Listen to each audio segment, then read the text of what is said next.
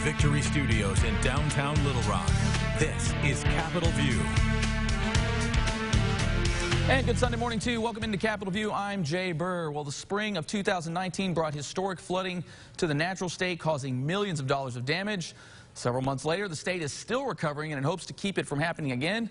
Governor Asa Hutchinson created a levee task force to examine the state of levees here in Arkansas. And chair of that task force, Jamie Cook, joins us along with Director and State Homeland Security Advisor A.J. Gary. Guys, thanks for coming in here. Let's get right to it. I guess, what are we actually looking at when it comes to the state of levees here in Arkansas?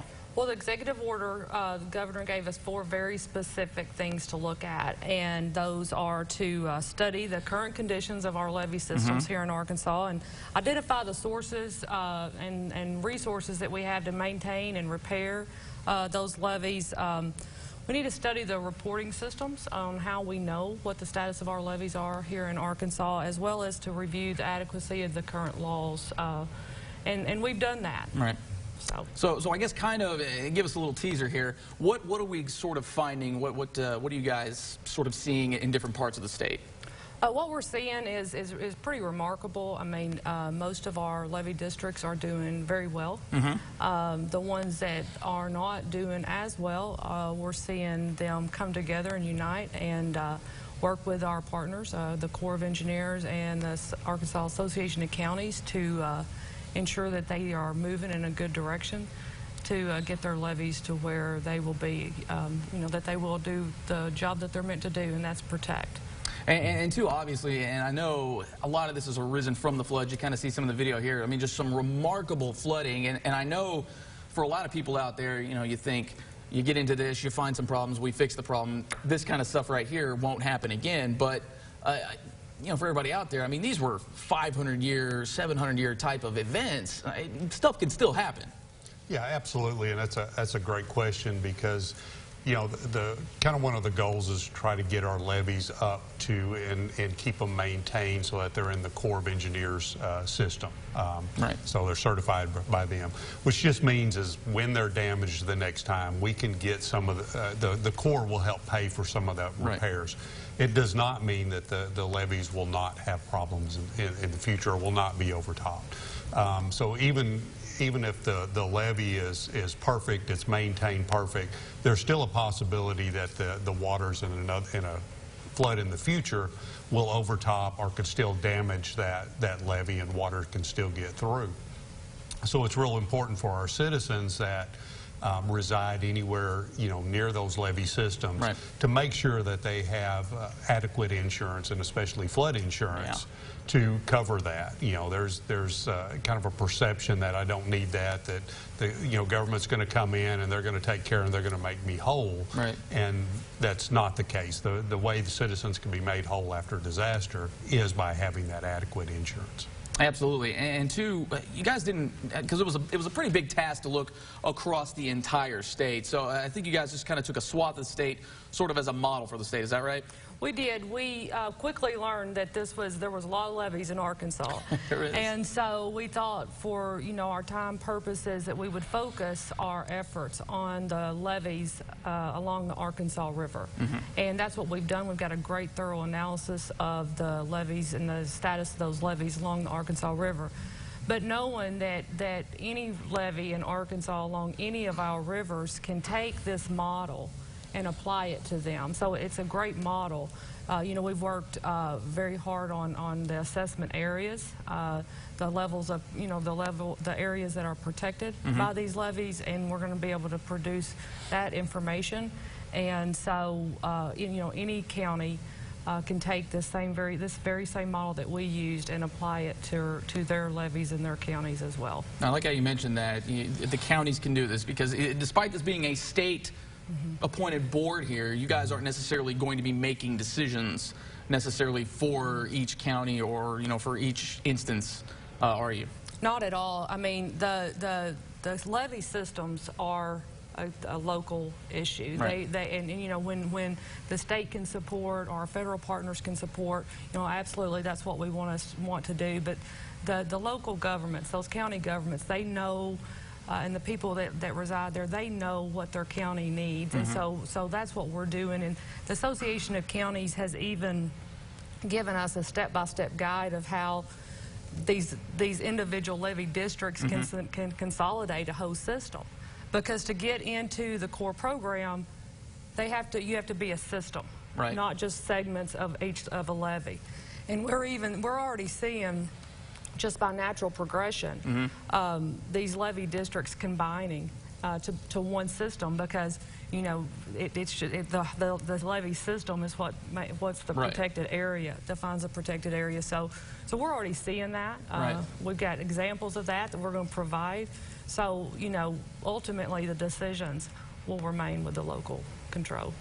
And that's kind of the name of the game here. Are we seeing a lot of major problems in the state, or is it just kind of sprinkled in here and there? Or I guess, obviously, you still have to submit the report, but what are we looking at in the state of the state here with the levee system?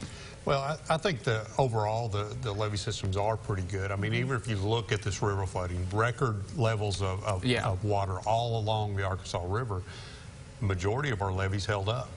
And we just had a few that actually breached in that. So I think overall we do have a pretty good system. And people are, like Secretary Cook said, you know, the local level are doing a really good job.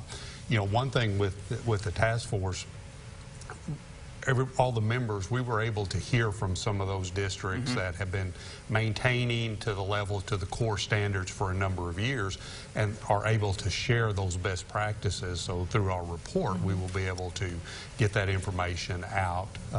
And as Secretary Cook mentioned, there's a lot of these counties are already taking that information, and they are already moving forward, and I think that's great.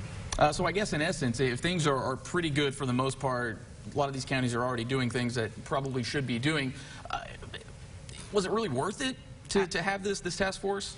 Absolutely. I think it was the catalyst to get things moving forward. You know, between the floods and then the attention to the levees that the task force has brought, we're seeing things start getting better, and we're making progress, and we're having those good, solid conversations. We're able to provide those resources. For example, you know, we have 2 different laws out there on how you report the status of your levees and the financials of your levees, depending on how you were organized. So we think, you know, let's create a report that embeds information from both of those things, and be able to provide that to the county, so that we do have a very good idea of the status of our levees in the state of Arkansas. So those are just good ideas that we're already seeing progress on. It doesn't, we don't have to change a law to do that, right? We just have to get a little bit more organized, and that's what we're seeing. And it's been remarkable to watch the local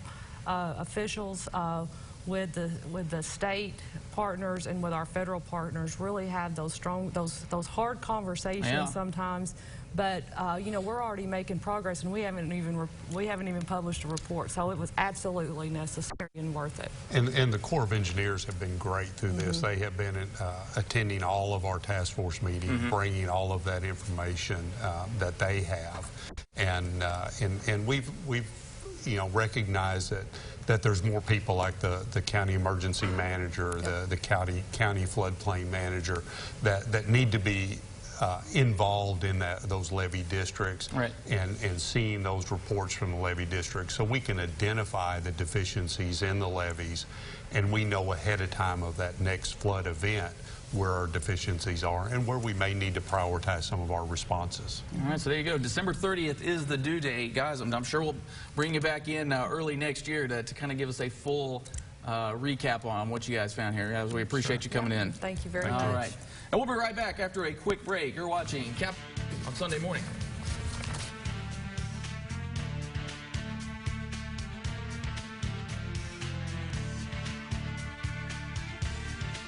Blackout savings held over only at FFO Home. Power recliner just $348. Rustic barn door TV center only $498. And you can take it home today. Get the lowest prices every day at FFO Home. If you're looking for the biggest deals at the end of the year, you only need to remember one name. Remember Chrysler Dodge Jeep Ram Fiat. the newest member of the Ricer family in Hot Springs. And right now, get Employee Pricing Plus at the Big Finish event. 10 grand off new Ram trucks. 0% financing available. Plus, shop our biggest selection of new Jeep Wranglers. Family owned and operated for 3 generations. Ricer is a name you can count on. Remember Ricer. RicerDodge.com. I tried getting glasses online. I had to wait 2 weeks, and they broke after 2 months. At Success Vision, my glasses were only $37. I got my eye exam next door. The eye doctor next door is great. My glasses were ready in an hour. They were ready in an hour, and they come with a warranty. My 9th year with Success Vision, and I couldn't be happier. Crazy low prices. I couldn't be happier. It was the most fun I ever had buying glasses. You pay for 39 in an hour for less. Come see us today, Success Vision Express. Every time you earned a paycheck, a little part of it went to pay the government for your Social Security disability insurance. When you paid in, you did your part. Now, if you can't work because of a physical or mental condition, you have a right to the benefits you paid for. At Rainwater Holt in Sexton, we help people get the Social Security disability benefits they deserve. We're Rainwater Holt in Sexton. Let us help you weather the storm. 888-8888.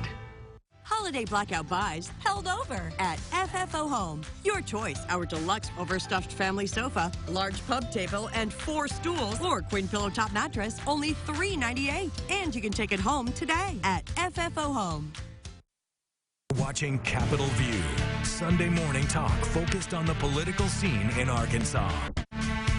And welcome back into Capitol View. 11 dispensaries now in operation here in the natural state. Over $21 million in sales so far. Over 3,000 pounds sold as well. Joining us here, Steve Scooter Harden here. And Scoot, I mean, where do we put some of these numbers here? Is this ahead of projections, behind? Kind of where does all this fall? Or is this kind of right about where we thought things were going to be? It's a good question, because going into this, who knew? We simply didn't know. It was...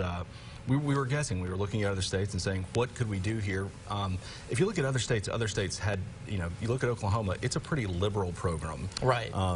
Literally thousands of dispensaries, whereas in Arkansas we have 32 that were licensed and are very closely regulated. Mm-hmm. So it's hard to compare numbers, but if you do look at states that have regulations similar to us, sales are strong. If you look, first one opened back in May, and the question at that point was, could we hit 1,000 pounds sold by the end of this year? Is that even possible?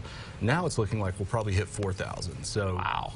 Sales are strong. You have a dispensary just down the road here in Hensley that's already done almost 400 pounds. You have one in Hot Springs that's done 800 plus pounds.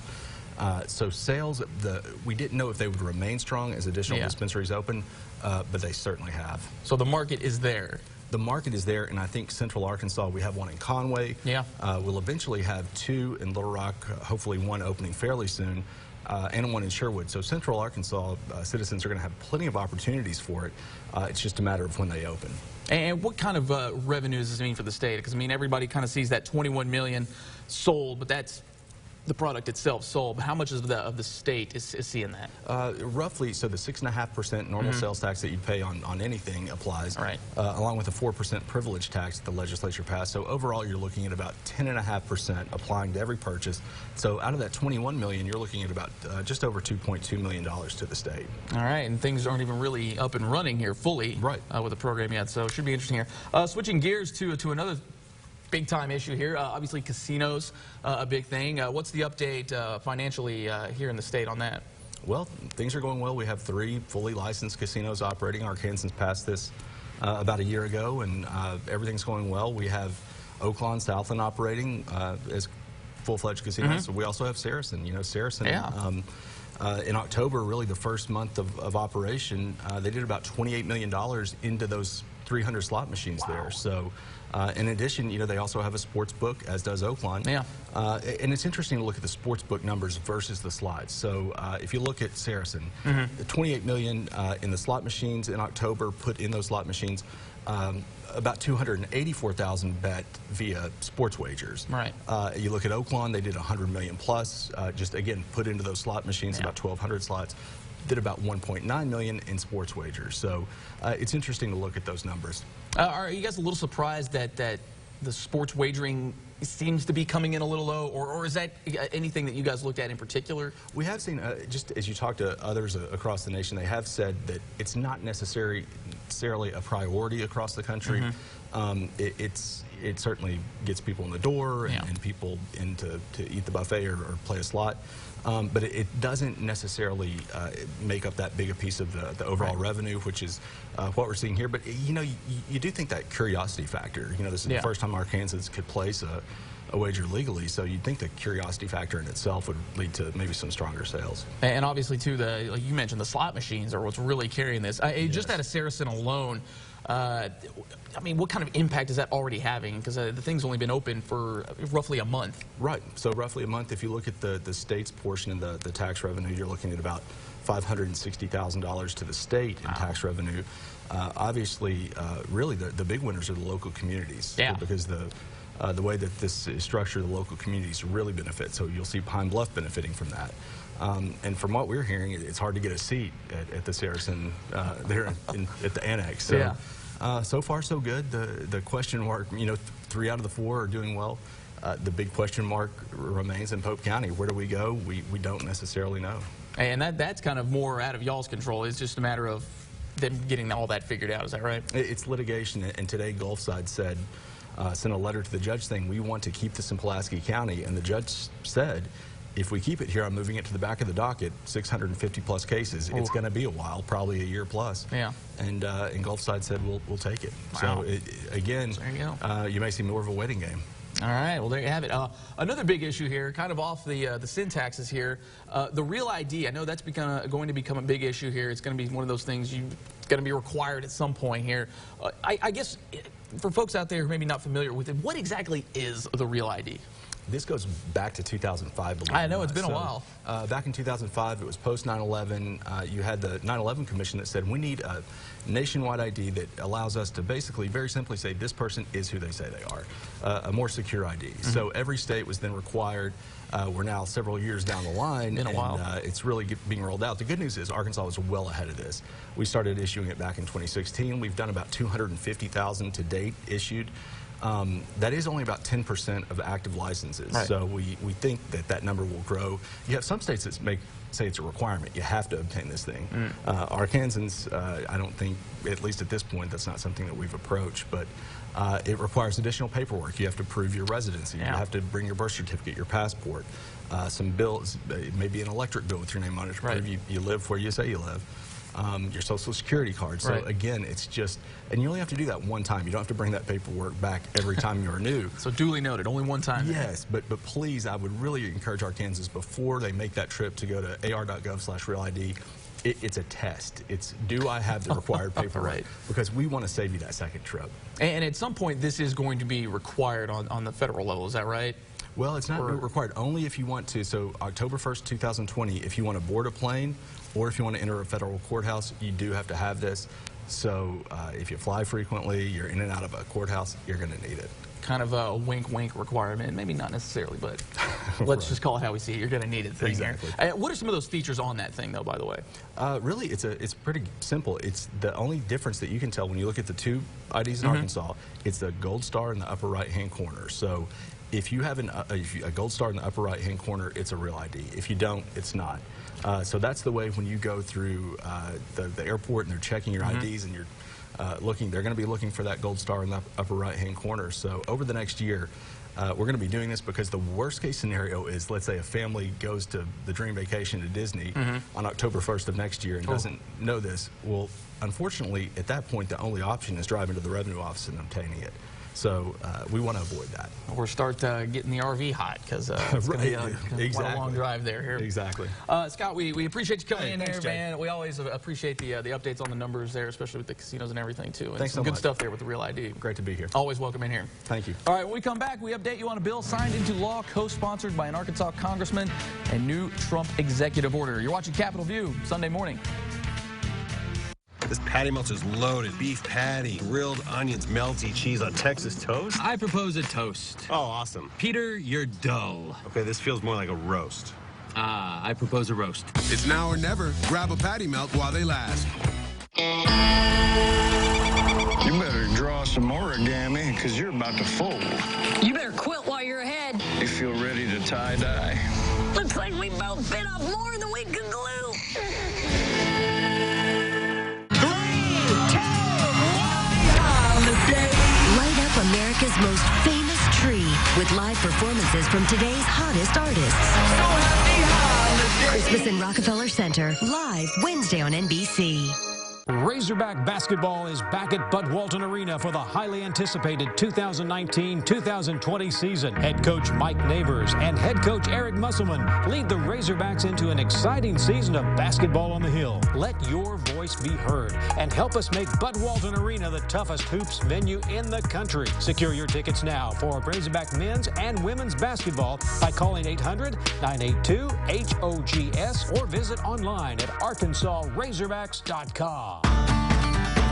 Stuttgart is the rice and duck capital of the world, but we're so much more. Stay and shop in our unique gift shops and stores on the Grand Prairie in Stuttgart this fall and holiday season. Take in the Arkansas Symphony Orchestra, a Christmas parade, breakfast with Santa at the museum, and many more events this holiday season while relaxing in one of our lodging properties. For more information, call 870-673-1602 or visit StuttgartArkansas.com. Set your alarm. It's Guadney Chevrolet's Black Friday sale. Open at 6 a.m. with free breakfast. 2019 Silverado. Up to $16,000 off. Door prizes every hour, including TV, gift cards, Xbox, and more. 2020 tracks starting at just $15,999. Christmas cash. $500 gift card with every new vehicle sold. It's Guadney Chevrolet's Black Friday sale. Arkansas's #1 Chevy dealer. 1301 TP White Drive in Jacksonville. GuadneyChevrolet.com. Chevrolet. Find new roads.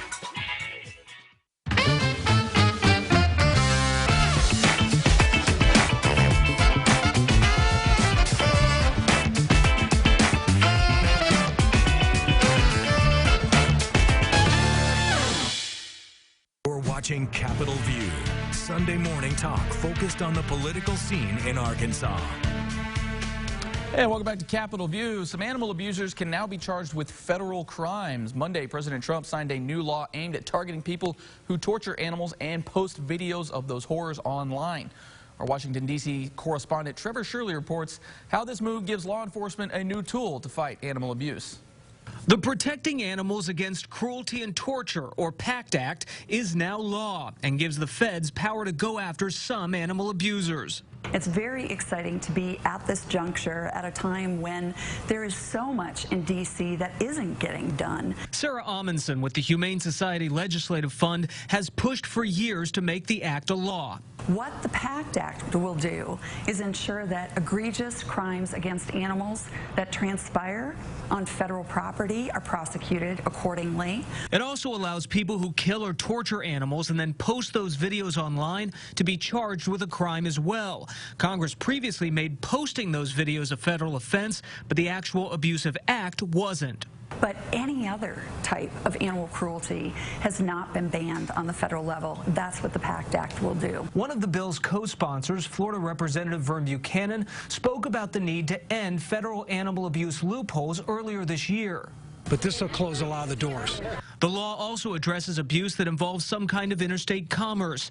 Every state has animal abuse laws on the books, but some cases are difficult to prosecute when exact jurisdiction isn't clear. It's prevalent enough for the U.S. Congress to care and for President Trump to sign this into law. With President Trump's signature, the law becomes immediately enforceable. Reporting in Washington, I'm Trevor Shirley.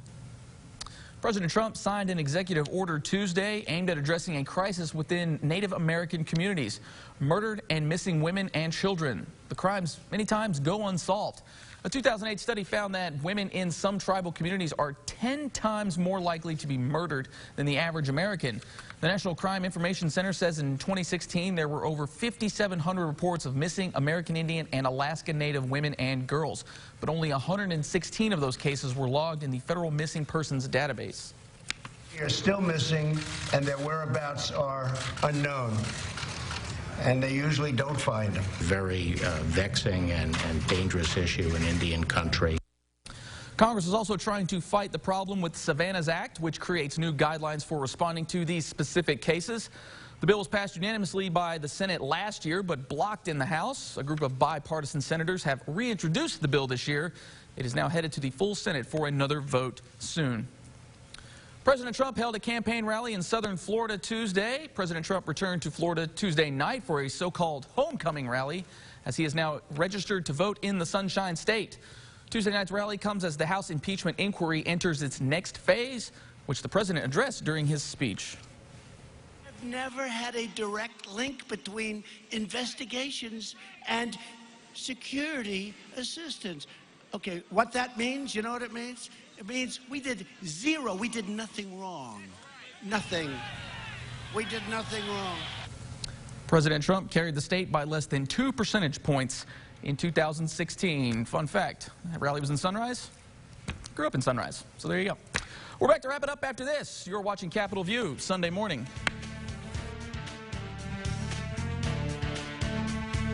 Airlift Concrete Experts is your go-to company for trouble with any settling concrete. We use a structural polyurethane that is injected beneath the structure to raise it back to a level state. And every job we do has a warranty. Call Mike at Airlift Concrete Experts. Hi, I'm Missy Gibson. My family and I would like to invite you to see all that John Gibson Auto Sales has to offer. We have one of the largest, most diverse, and newest inventory of any buy here, pay here dealers in the state. We have cars, trucks, SUVs, motorcycles, ATVs, campers, performance trailers, and boats. Whether you have good credit, bad credit, or no credit, we will finance you. Check us out at johngibsonautosales.com and we will have your purchase ready when you get here. Hi folks, Bart Sherwood of Sherwood Tractor. It's winter and the end of the year is right around the corner. Sherwood Tractor Mahindra have many Mahindra tractors and implements on closeout and clearance. Get the absolute best deals in time for year-end tax savings at Sherwood Tractor. What's in your barn? You're watching Capitol View, Sunday morning talk focused on the political scene in Arkansas. And that is it for today's show. Make sure you download the Capitol View podcast wherever you get your podcasts. We are back next week with an all-new Capitol View. Enjoy the rest of your weekend.